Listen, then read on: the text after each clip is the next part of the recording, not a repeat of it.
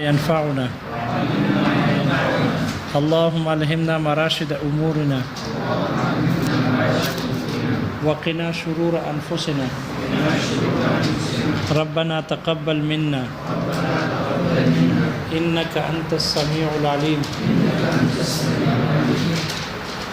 ماتن کہتے ہیں وَهُوَ اسم للنظم والمعنى جميعا.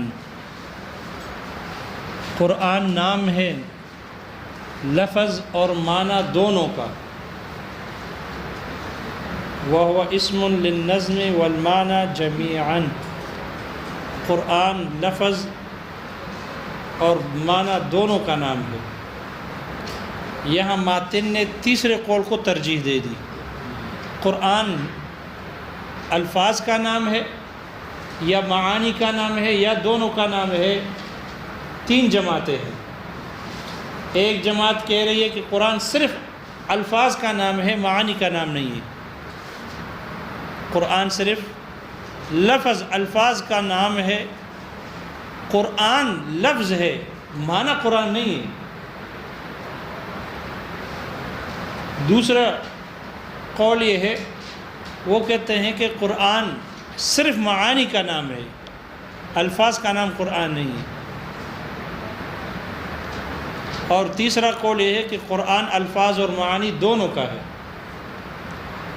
ماتن نے اس تیسرے قول کو ترجیح دے کر اختیار کر لیا اور یہ کہا وَهُوَ اسم للنظم والمعنى جميعا. قرآن لفظ اور معنی دونوں کا نام ہے.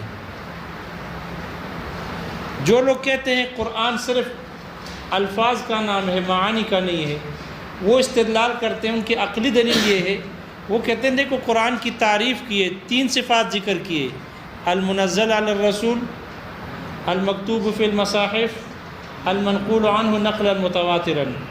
تو یہ منزل ہونا، یہ مکتوب ہونا اور یہ منقول الفاظ ہی ہو سکتے ہیں، معانی تو نہیں ہو سکتی. لفظ ہی نقل ہوتا ہے، لفظ ہی منزل ہوتا ہے، لفظ ہی مکتوب ہوتے ہیں، معانی نہیں ہوتے. اس لیے قرآن صرف الفاظ کا نام ہے، معانی کا نہیں.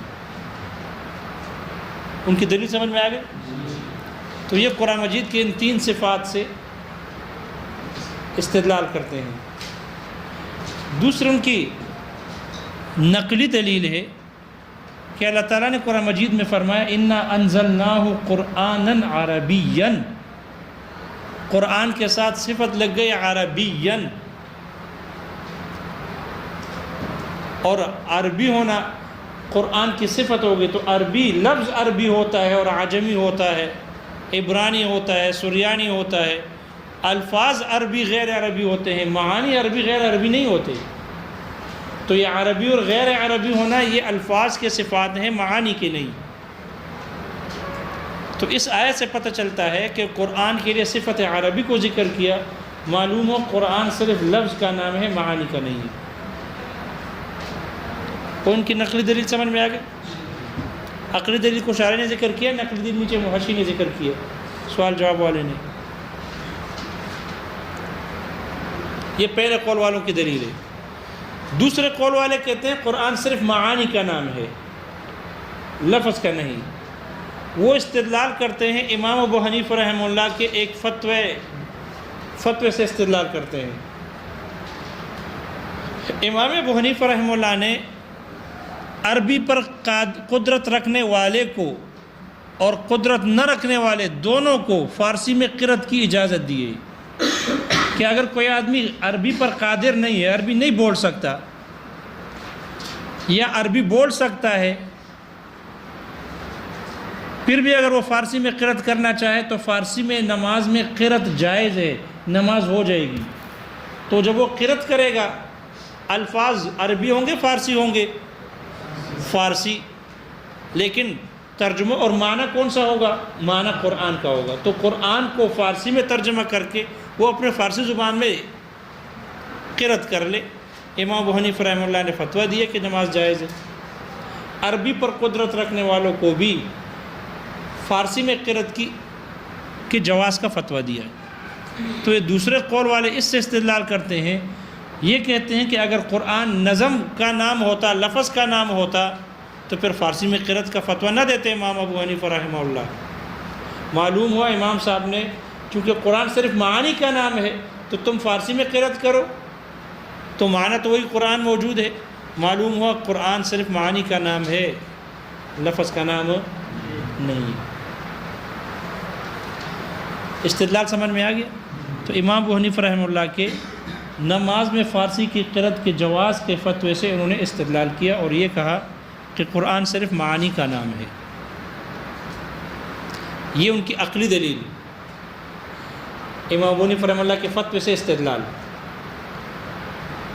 نقلی دلیل یہ ہے کہ اللہ تعالیٰ نے فرمایا قرآن مجید میں وَإِنَّهُ لَفِي زُبُرِ الْأَوَّلِينَ، اور یقیناً وَإِنَّهُ یہ قرآن مجید، وَإِنَّهُ لَفِي زُبُرِ الْأَوَّلِينَ یقیناً یہ قرآن مجید، زبر بمعنی کتب، پہلے والوں کی کتابوں میں یہ قرآن مجید موجود تھا۔ وَإِنَّهُ لَفِي زُبُرِ الْأَوَّلِينَ پہلے لوگوں کی کتابوں میں یہ قرآن مجید موجود تھا، اور اس پر اتفاق ہے کہ پہلے والے لوگوں کی جو کتابیں تھیں وہ عربی میں نہیں تھی، وہ عربی میں نہیں تھی۔ تو جب یہ قرآن پہلے کتابوں میں موجود تھا تو الفاظ کے ساتھ ہوگا معانی کے ساتھ ہوگا؟ معانی کے ساتھ ہوگا، کیونکہ وہ کتابیں بالاتفاق عربی میں نہیں تھی، پہلے والی کتابیں عربی میں نہیں تھی۔ معلوم ہوا قرآن صرف معانی کا نام ہے، الفاظ کا نام نہیں ہے، لفظ قرآن نہیں ہے، معنی قرآن ہے۔ تو استدلال سمجھ میں آ گیا؟ یہ دوسرے قول والوں کا۔ تیسرا قول جس کو شارح ماتن نے ترجیح مختار قرار دیا اور اصولین نے اسی کو اختیار کیا ہے، تیسرا قول یہ ہے کہ قرآن لفظ اور معنی دونوں کا نام ہے۔ جی ماتن نے ذکر کیا، متن ہے نا، وہ اسم للنظم والمعنی جمیعا متن ہے، ماتن اور شارح سب کے نزدیک یہی راج ہے۔ قرآن لفظ اور معنی دونوں کا نام ہے، اور اس تیسرے قول والوں کی دلیل ہے وہی ہے جو دونوں قولوں کے ہے۔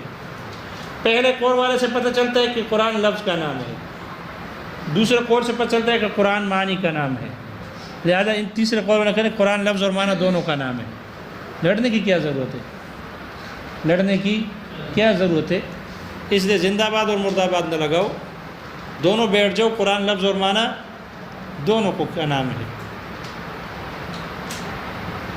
البتہ ان کی دلیل کا جواب دیا ہے، دونوں کی دلیلوں کا جواب بھی دیا تیسرے قول والوں نے۔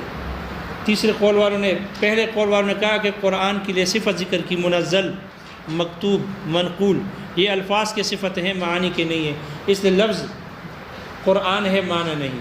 تو تیسرے قول والوں نے کہا کہ نہیں، وہ مکتوب ہو، مکتوب تو لفظ ہے ہی نہیں، وہ تو نقوش ہے۔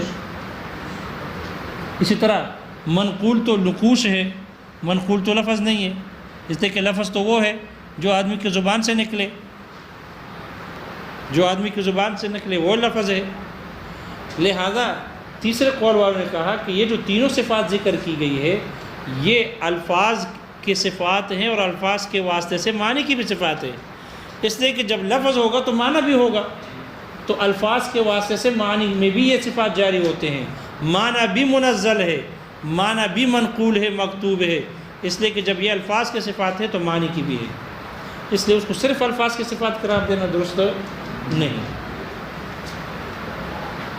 اور دوسرے قول والوں نے جو دلیل امام ابو حنیفہ رحمہ اللہ کے جواز سے استدلال کیا ہے، ان کا جواب یہ دیا ہے کہ امام صاحب نے جو فارسی میں قرأت کی اجازت کا فتویٰ دیا تھا وہ ایک عذر پر مبنی تھا، وہ ایک مصلحت پر مبنی تھا، اور وہ مصلحت یہ تھی کہ امام ابو حنیفہ رحمہ اللہ نے چونکہ خود اللہ تعالیٰ کی وحدانیت اور توحید اور مشاہدے میں مستغرق تھے،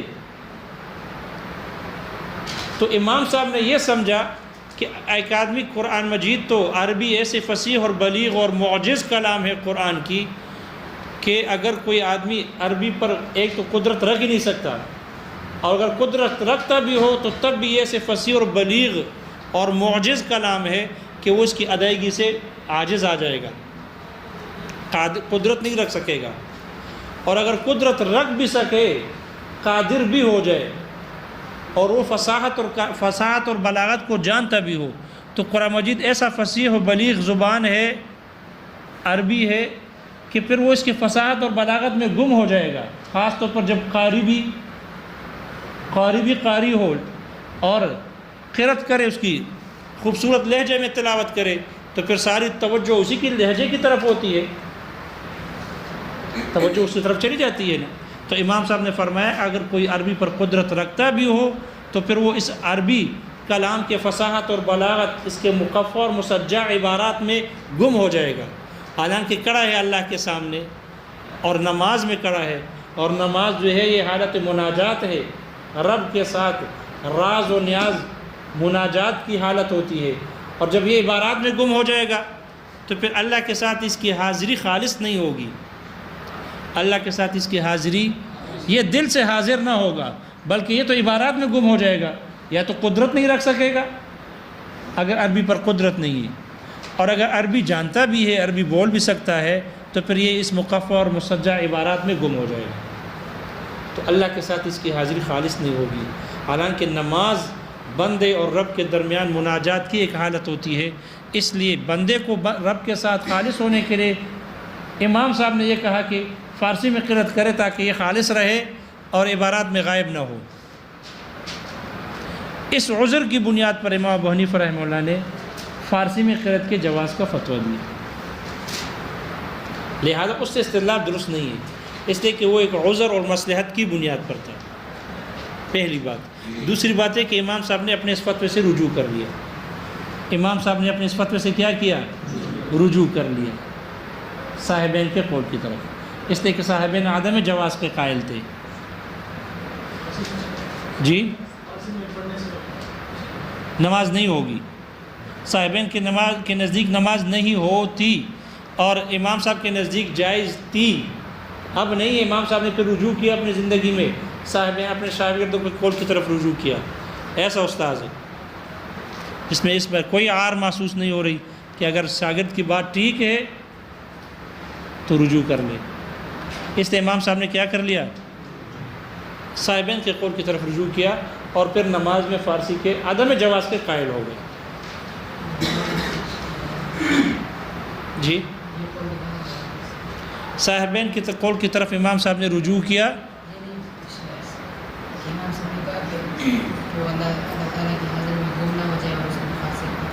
عبارات کے سجا اور قافیہ میں غائب نہ ہو، گم نہ ہو، کیونکہ یہ مقفع اور مسجع عبارات ہے، اس لیے تاکہ کہیں اس میں گم نہ ہو جائے، عبارت سے لذت نہ اٹھانے لگے، تو یہ تو لذتوں میں لگ جائے گا، حالانکہ کڑا ہے اللہ کے سامنے، اس لیے امام صاحب نے جواز کا فتویٰ دیا تھا، پھر اس سے رجوع کیا، جب رجوع کیا تو پھر اس سے استدلال بھی درست نہیں ہے۔ تیسری بات یہ ہے کہ امام صاحب نے صرف نماز کے لیے لفظ کو لازم نہیں کیا تھا، صرف معنی کے قرآن کے قائل تھے اور لفظ کے بھی قائل تھے کہ قرآن لفظ اور معنی دونوں کا نام ہے، لیکن نماز کے حق میں نظم لفظ ساقط ہو گیا، صرف نماز کے حق میں۔ نماز کے علاوہ میں امام ابو حنیفہ رحمہ اللہ نظم اور لفظ معنی دونوں کے قرآن ہونے کے قائل تھے، صرف نماز کے حد تک انہوں نے جواز کا فتویٰ دیا تھا۔ قرآن دو چیزوں کا نام ہے، لفظ بھی ہے، معنی بھی ہے، لہذا جیسے معنی قرآن کا رکن ہے، نظم یعنی لفظ بھی قرآن کا رکن تھا۔ امام صاحب نے صرف نماز کے حق میں اس رکن کے لازم نہ ہونے کا فتویٰ دیا، نماز کے علاوہ میں وہ نظم کے بھی رکن ہونے کے اور رکن لازم ہونے کے قائل تھے کہ دونوں کا نام قرآن ہے۔ یہی وجہ ہے امام صاحب نے خارج نماز میں یہ کہا تھا کہ کوئی فارسی میں اگر جنبی آدمی یا حیض والی عورت یا نفاس والی عورت فارسی میں قرأت کر لے، تلاوت کر لے، کوئی گناہ نہیں ہے، اس لیے کہ صرف معنی کا نام تو قرآن نہیں ہے، نظم کا معنی کا نام بھی قرآن ہے، صرف فارسی قرآن نہیں ہے، لہذا صرف نماز کے حق میں نظم کو لفظ کو ساقط کیا، رکن بنایا تھا لیکن رکن غیر لازم۔ البتہ اس پر اعتراض ہوتا ہے کہ جب رکن ہے تو پھر لازم کیسے نہیں؟ تو امام صاحب نے رکن غیر لازم بنایا تھا، جیسے کہ اقرار باللسان تصدیق قلبی کا رکن ہے، ایمان کا، ایمان میں تصدیق قلبی اور اقرار باللسان اقرار باللسان و تصدیق بالقلب. تو ایمان تو دو چیزوں کا نام ہے، تصدیق قلبی، اقرار باللسان، اور دونوں رکن ہے. لیکن یہ اقرار باللسان کبھی کبھی ساقط ہو جاتا ہے جب آدمی دوسرے کو مجبور کر دے کہ اگر تم نے کلمہ کفر نہ کہا، اللہ کو گالی نہ دی، یا نعوذ باللہ پیغمبر کو گالی نہ دی، یا اس قرآن کی توہین نہیں کی، تو میں ابھی آپ کو گولی سے مار دوں گا اور آپ کا سر قلم کر دوں گا. تو اگر اس طرح کوئی مجبور کر دے جس میں جان جانے کا خوف ہو، وہاں زبان سے کلمہ کفر نکالنا جائز ہے. اب دیکھو اقرار باللسان ساقط ہو گیا، زبان سے کلمہ کفر نکال رہا ہے، شریعت نے اجازت دی ہے. اب اقرار باللسان رکن ہے ایمان کا، لیکن رکن لازم نہیں ہے، ساقط ہو جاتا ہے. امام صاحب نے بھی نظم کو رکن لازم ہے لیکن نماز کے حق میں ساقط ہے، خارج نماز میں ساقط نہیں تھی، لیکن بعد میں رجوع کر لیا، بات ہی ختم ہو گئی. اب نماز اور غیر نماز برابر ہے. اس لیے تیسرے قول والے کہہ رہے ہیں کہ دوسرے قول والوں کے لیے امام صاحب کے جواز کے فتوے سے استدلال درست نہیں.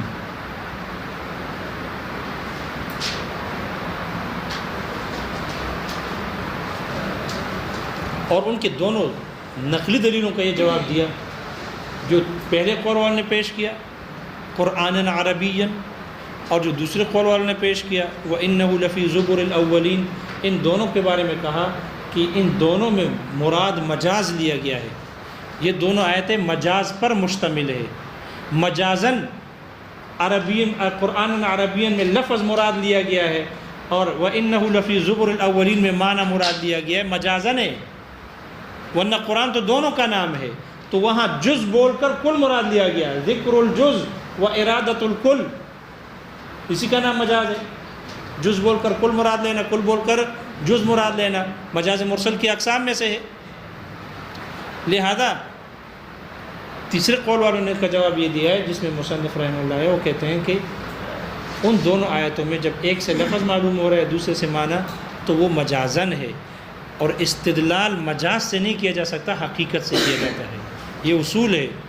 جہاں کسی آیت میں مجاز کا ارتکاب کیا گیا ہو، مجاز مراد لیا گیا ہو، تو اس کو دلیل میں پیش نہیں کر سکتے، اس لیے کہ استدلال کلام حقیقی سے ہوتا ہے، مجازی سے نہیں.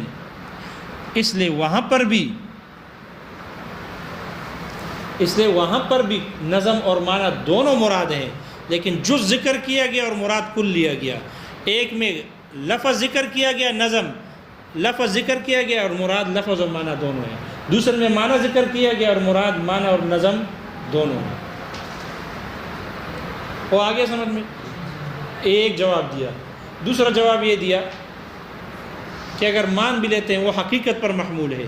ایک سے لفظ معلوم ہو رہا ہے نظم کا قرآن ہونا، دوسرے سے معنی کا قرآن ہونا معلوم ہو رہا ہے. اگر یہ حقیقی بھی ہو، حقیقت و مجاز نہ ہو، مان بھی لیں، تو ہم کہتے ہیں کہ نظم بھی معلوم ہو گیا اور معنی بھی آیت سے ثابت ہو گیا، تو معلوم ہو دونوں قرآن ہے، نظم بھی ہے اور معنی بھی ہے. استدلال سمجھ میں آ رہا ہے بھائی تیسرے قول والوں کو؟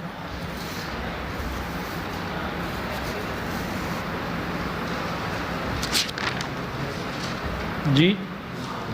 دوسرا جواب یہ دیا کہ ایک سے جیسے قرآن کا لفظ قرآن ہونا معلوم ہو رہا ہے ایک آیت سے، ایک کی دلیل سے، اور دوسرے کی دلیل سے معنی کا قرآن ہونا معلوم ہو رہا ہے، تو دونوں کو جمع کر دو، معلوم ہو قرآن لفظ اور معنی دونوں کا نام ہے. دونوں آیت سے ثابت ہے، دلیل سے ثابت ہے، تو دونوں قرآن ہے. شارح نے کہا کہ ماتن نے لفظ کے بجائے نظم لفظ استعمال کیا. وہ اسم للنظم والمعنى جميعا. نظم سے مراد لفظ ہے، تو لفظ کیوں نہیں کہا، نظم کیوں کہا؟ شارح نے کہا کہ یہاں لفظ پر نظم کا اطلاق کیا اس وجہ سے کیا کہ نظم کہتے ہیں لڑی میں موتی کے پیرونے کو، داغے میں موتی کے پیرونے کو کہتے ہیں کیا؟ نظم.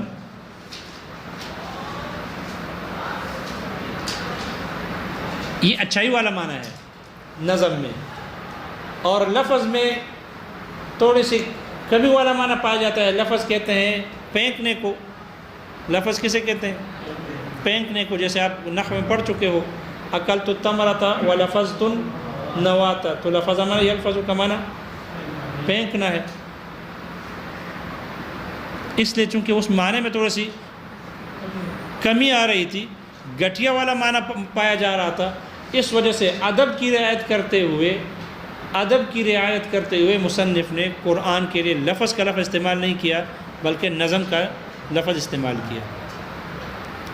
البتہ اشکال ہے اس پر بھی، اس لیے کہ نظم تو شعر کو کہتے ہیں، نظم شعر کو کہتے ہیں، اور شعر کی قباحت اللہ نے قرآن مجید میں بیان کی ہے، وَالشُّعَرَاءُ يَتَّبِعُهُمُ الْغَاوُونَ، اور شاعر لوگ تو ویسے آگے پیچھے بکتے رہتے ہیں فضولیات، اس لیے شعراء کے جو پیچھے چلنے والے ہیں وہ غاوون ہے، گمراہ لوگ ہی شعراء کے پیچھے آگے جاتے ہیں۔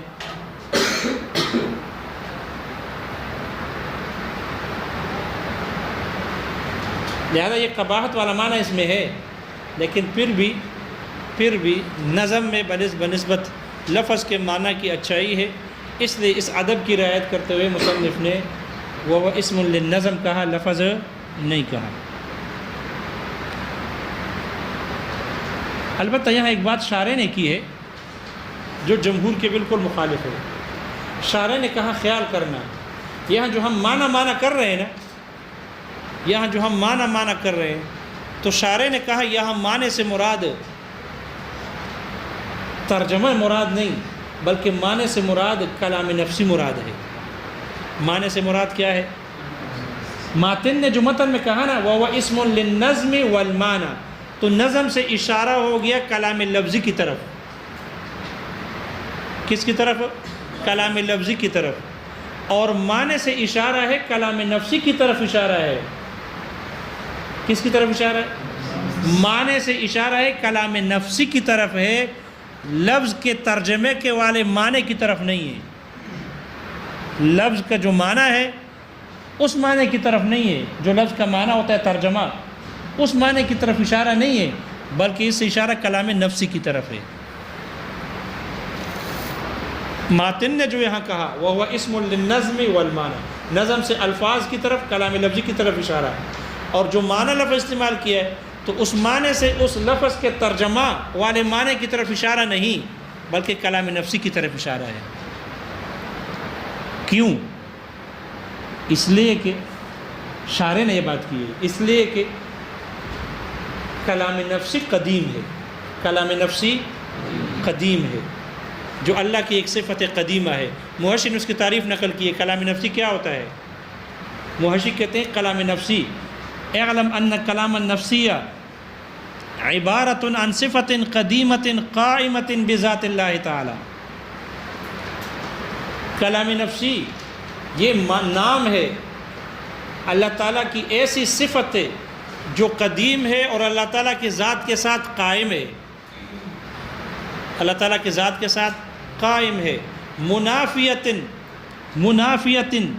للسکوت والخرس، جو خاموشی اور گونگا پن کے منافی ہے۔ یدل علیہا الکلام اللفظی دلالتا عقلیتا، اس کلام نفسی پر یہ کلام لفظی دلالت عقلیہ کے ساتھ دلالت کرتا ہے۔ اس کلام نفسی پر یہ کلام لفظی جو ہمارے پاس موجود ہے یہ اس کلام نفسی پر دلالت عقلیہ کے ساتھ دلالت کرتی ہے، دلالت عقلیہ کے ساتھ۔